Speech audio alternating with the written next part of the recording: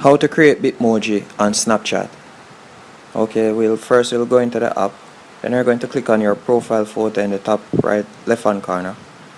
Then open settings. Then click on bitmoji. Then click on create emoji and select whether you're male or female. Then you'll select the skin tone. As you can see, you have various options.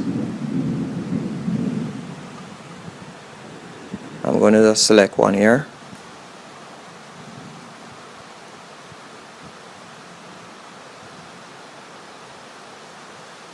Then you also have the option to select the hairstyle also, hair color, hairstyle, all of that.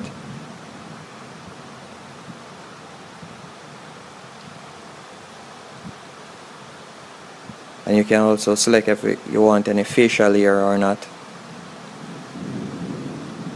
As you can see, there are numerous of cool features that you can use to personalize your bitmoji.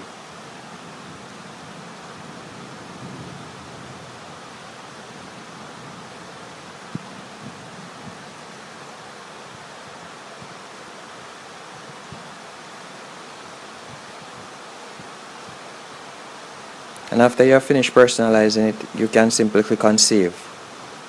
And that's it.